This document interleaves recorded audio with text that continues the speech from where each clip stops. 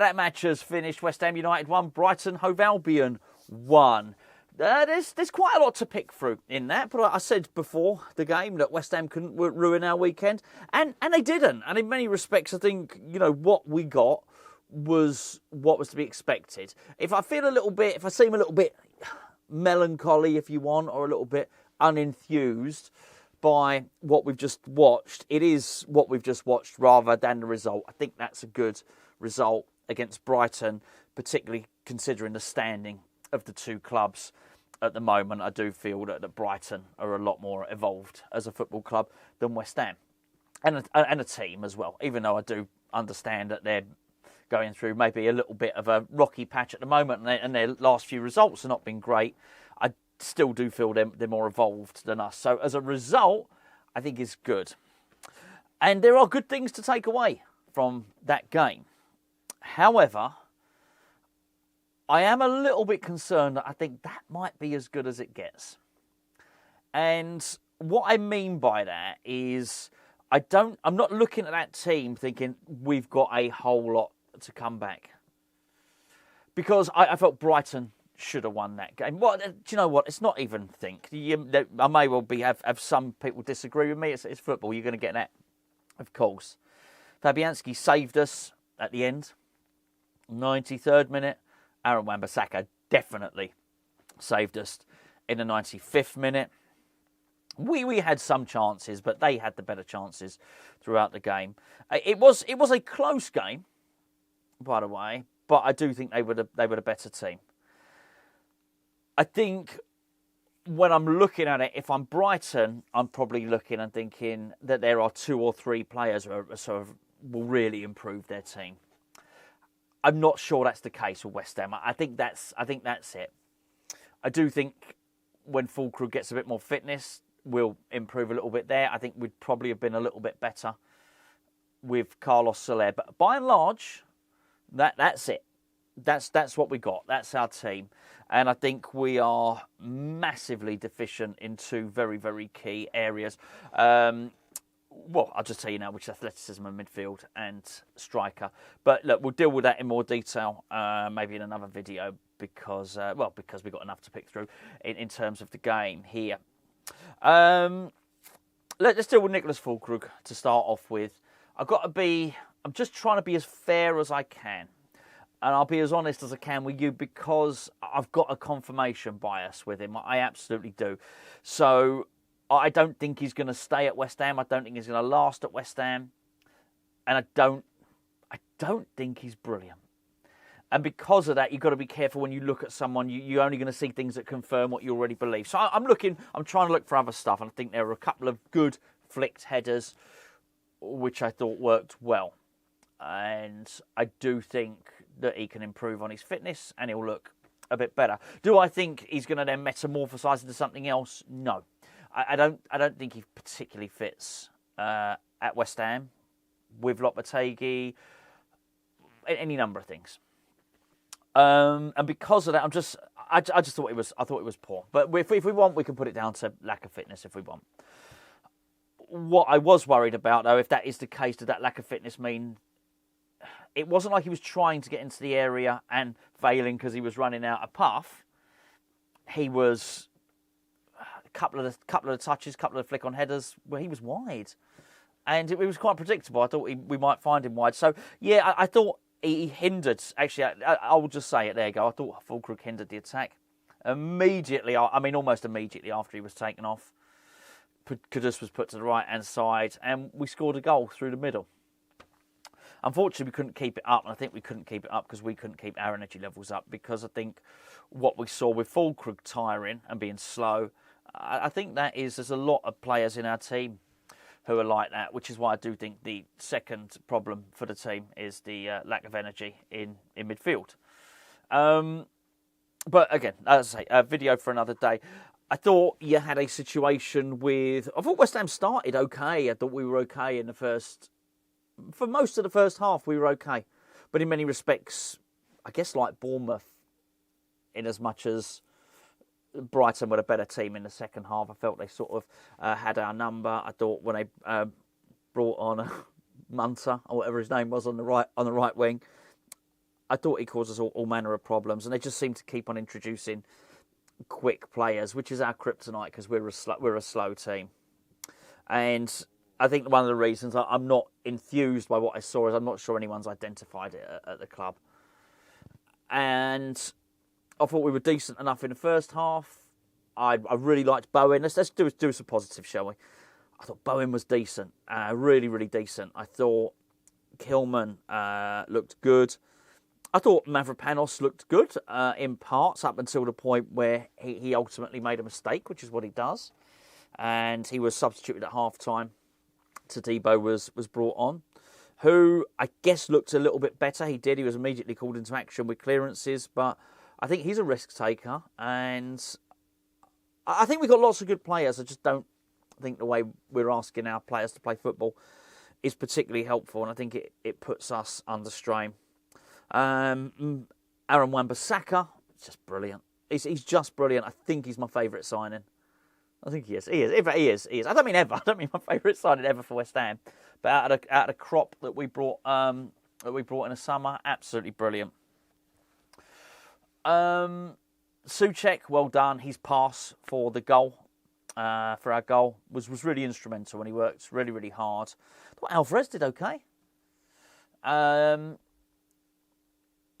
deal with that, and then I'll tell you I was disappointed with Bowen. I said, look, Kudus is no left winger. He's just not a left winger. I just don't see any point in playing him there. Ollie Scholes came on in the second half, which I thought was really, really good. He had a really, really tough job. I thought he got into a really good position, should have shot, and I think I just maybe that being the junior player, or maybe I should square it to someone more senior. If he's in the under-21s, he shoots, and possibly would have even scored. So I think he lacked confidence in terms of his hierarchy in the pecking order. But he came on and he replaced Emerson, or you could say that Soufal replaced Emerson or whatever. But Ollie Scholes was, I mean, he had to deal with that Munter on the wing, and that was hard. That was hard work. It really, really was. He would have been given an education there. They came close to scoring quite a lot of times in that second half. Brighton. Emerson was awful. He was awful. So I think if you want, I suggest you don't. I suggest you don't run this back. I suggest you finish up. You get yourself to dinner, and you do what I'm going to do, which is watch the boxing. You going to watch the boxing tonight? So watch a bit of boxing. I'm going to be doing that. But if you do, and you do watch that game back, look back to the 52nd minute. Paqueta, he almost did very, very well, but he ultimately lost possession of the ball. Emerson came in to try and rescue it. Didn't work out. Emerson lost the ball. Brighton then went on an attack down their right-hand side, so in Emerson's position. Emerson, you can either call it a fast walk or a slow jog. No effort to get back. The sort of thing that Benrahma, although obviously he played a different position, was absolutely slaughtered for on regular occasion. Look, I'll speak about Emerson again in another video. Otherwise, these things just go on forever. But look, he's been linked with a move to Juventus, and suffice to say, I wouldn't be overly disappointed if that happened. What can I say? I mean, it was tough towards the end, and I thought we were hanging on for dear life. And he made loads of substitutions, Lopetegui, and I'm pleased for Lopetegui that he got the point actually. And I think maybe that point will look quite good. I just want to separate the two because I know there'll be someone saying, "Well, this guy miserable. We got a draw against Brighton, and he's absolutely miserable." Believe it or not, I'm not. I'm absolutely honestly. Once this video's done, I'll draw a line over it. I'll forget all about it. It won't be impacting my evening or my weekend at all. I do think actually the result. I'm quite pleased with the result. I just think the performance was. I saw too much. I saw too many players with their heads down and their heads bowed, and Emerson was certainly one of those.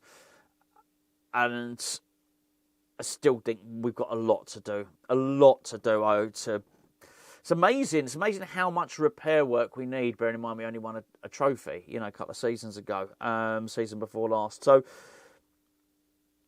Yeah, I thought there was a lot of poor stuff happening in the game, but the good stuff I mentioned. I do think Bowen was good. I think Wan-Bissaka was excellent. I think Kilman played well. As I say, Soucek. There was some good stuff there. I really, really do. But we need a really big injection of something in the January window if we want to do anything this season. I'm absolutely certain of that. We might not want to. I'm not sure that we want to do anything in particular. I do. I said it before the game. I've been saying it for whatever, a few 2 or 3 weeks now or whatever. We look like the 14th best team, don't we? And I think that looks like that's where we're going to finish. We need to go and get a result against Southampton, but it's still going to be hard to sort of catch the teams above us. That's going to be a tricky one, no doubt about it. I'm just a little bit worried. There are 2 or 3 players who look like they don't want to be here anymore, and I am really, really worried with our pedestrian midfielders. I thought he was crying out for Andy Irving to come on just for something different, a little bit of legs, a little bit of energy. The other person I thought it was crying out for was Luis Guilherme. I don't know much about him. We've not seen much of him, but he is rapid.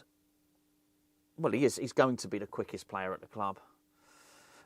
There came a point in the second half we were just retreating more and more and more, and we were playing on the counter-attack. I just thought maybe he would be perfect for that. Ultimately, as I say, good point, and nothing horrendous. Nothing horrendous. Maybe I am being a little bit more melancholy than I should be. But yeah, I still think there's massive surgery that needs to be done at West Ham. I really do. But I'm absolutely delighted we've signed Aaron Wan-Bissaka. I think he is. I just think he's going to be a cult hero. I really do. I'd like. Do you know what? I'd like to see his highlight reel at West Ham already. It wasn't just the goal line clearance. He's prepared. He's like Soucek. He's prepared to get injured in a line of duty. You know, they both got that warrior spirit. Wan-Bissaka and Soucek. But it was early on in the first half as well, and we had a corner. Brighton produced a counter attack from our corner, and he found himself in a sort of left back position, and it was 1-on-1 defending was needed, and he did his go gadget leg. It was very impressive.